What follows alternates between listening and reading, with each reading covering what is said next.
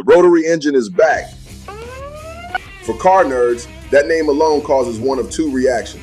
You either start drooling or you start twitching with a little PTSD. We're talking legendary performance, apex seal failure, and a thirst for fuel and oil that would make an alcoholic blush. It's the brilliant, beautiful, and deeply flawed hero of the engine world. So why the hell would Mazda resurrect this thing in an age obsessed with batteries and efficiency? The answer is a weird and wonderful plot twist that might just change how you see the future of cars. Mazda didn't just bring the Rotary back from the dead, they gave it a completely new identity. For decades, the Rotary was Mazda's entire personality. From the gorgeous Cosmo Sport to the fire-spitting RX-7s and the quirky RX-8, the Wankel engine was a legend. It was all about that high-revving, freakishly smooth, lightweight power. This was the little engine that could, the one that won the 24 Hours of Le Mans and stole the hearts of millions. But man, it had a dark side.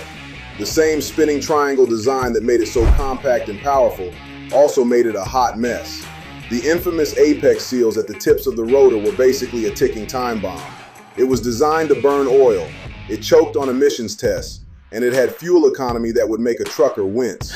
By 2012, facing angry regulators and its own bad habits, the Rotary was dead. Fast forward to today, and the Rotary is back, humming away inside the Mazda MX-30 R-EV.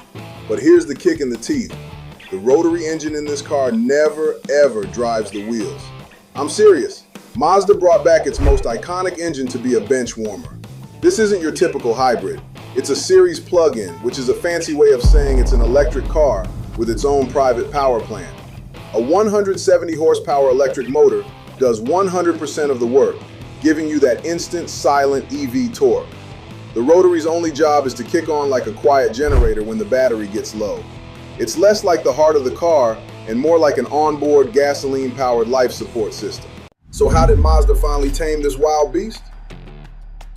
By giving it the easiest job in the world.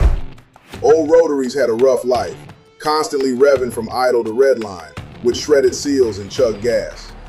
This new engine, it's a pampered little prince. It's a tiny 830 cubic centimeter single rotor unit made with modern, lightweight aluminum parts. It also uses fancy direct injection and a super high compression ratio to squeeze every last drop of energy out of the fuel. But the real genius is its lifestyle.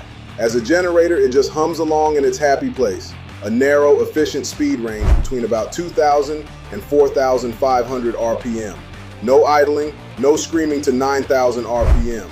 It's like discovering that a chaotic, out-of-control rock star is also incredibly good at quietly doing crossword puzzles.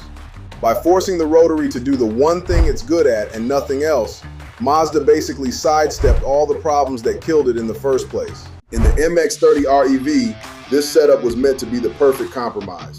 You get a pure EV feel for your daily commute with about 85 kilometers of battery range and a total range of over 600 kilometers thanks to the Rotary generator. It completely erased the range anxiety that made the original all-electric MX-30 a tough sell. But here's the reality check. Despite the genius tech, the MX-30 R-EV itself wasn't a smash hit. Market trends changed, and Mazda began discontinuing it in key markets like Europe around early 2024.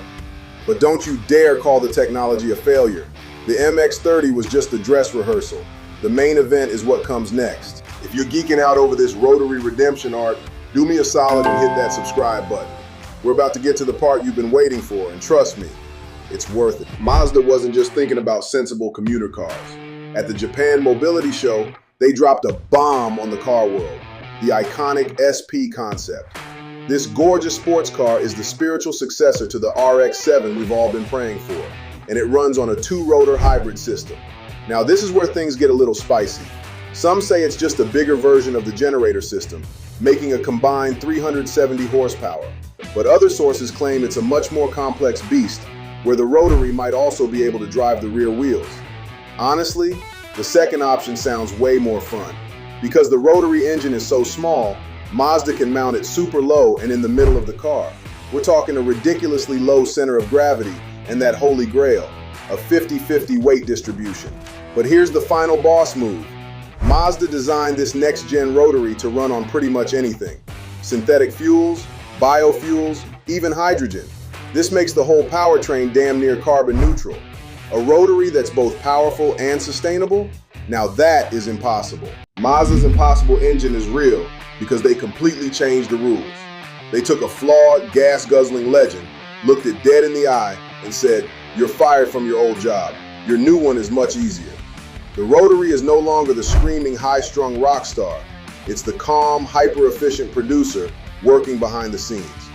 From the range extender in the MX-30 to the potential monster hiding in the iconic SP concept, Mazda has proven the Rotary engine wasn't a dead end.